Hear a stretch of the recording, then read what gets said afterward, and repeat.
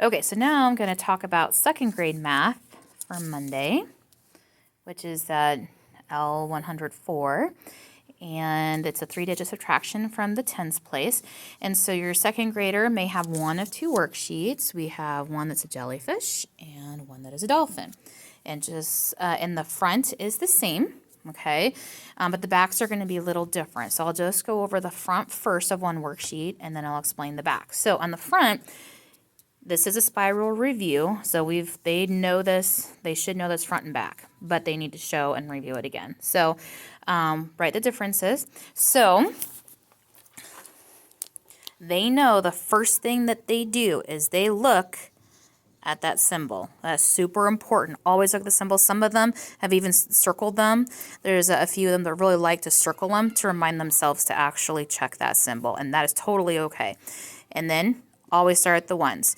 Some of them, they might need to remember, okay, hold up 4 fingers. Now take away 6. Oh, can't do it. So we need to borrow from our neighbor. So we go to our neighbor. They're going to give us 1, okay? Don't start solving this yet. We need to figure out what to put in this box. There's a reason why this box is here. Sometimes we need it, sometimes we don't. So we're borrowing from our neighbor. So our neighbor gave us 1. How many are they going to have left? They're going to have 4 left. And then we do 14 minus 6. Of course, it's going to be 8. 4 minus 1, which is 3. Now, they should already know this. It's a spiral review, but, you know, it's been a week, so they need that review. The next part is write the dates as numbers. So we have January 7th, 2032. And so the first is obviously the month. And so we say the months, and every morning, that's the first thing we do during calendar time is we say the months, and they can say it in their sleep now. So they would go, like, let's say it's June. They go January, February, March, April, May, and June. Okay, that's 6. So then they know they put a 6 there. So they can totally use their fingers if they need to. Obviously, January is the first month. Then the 7th is the day. And generally when we write the year, we write the last 2, but you know, with this being, 2020, and when this curriculum was first written, it was, you write the last 2. But now that we're in 2032 or 2020, we would probably actually need to write the 4 digits, 2032. But either way, it's okay if they just do 32. Technically, really, they probably should write 2032, but since they have been born after 2000, pretty much the only dates they're going to be writing is the last 2, unless they're talking history. So, but as long as they write the last 2, at the beginning, some were writing the first 2, and obviously that's incorrect, so I had to break that.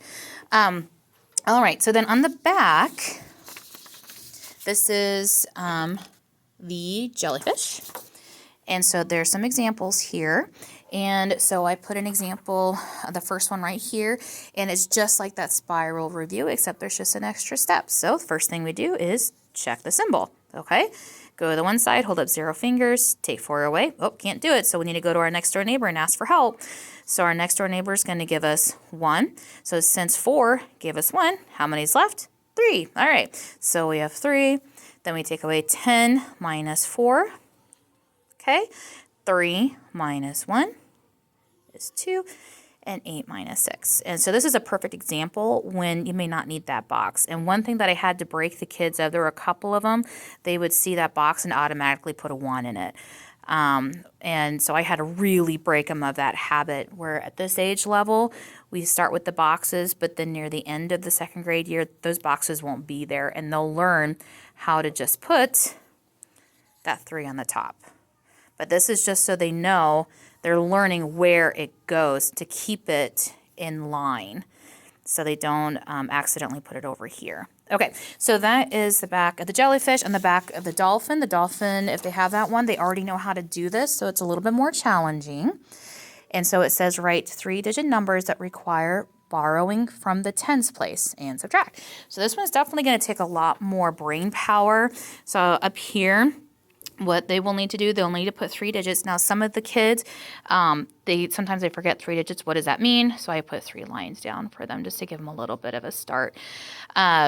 any digit here needs to be smaller than this digit. Okay, up here needs to be smaller here on the one side. The 10 side obviously is going to be bigger than the one below it. And this one as well is going to be bigger than the one below it. So just needs to be smaller than that one so that they can do the borrowing and write the answer. And that's how you do it.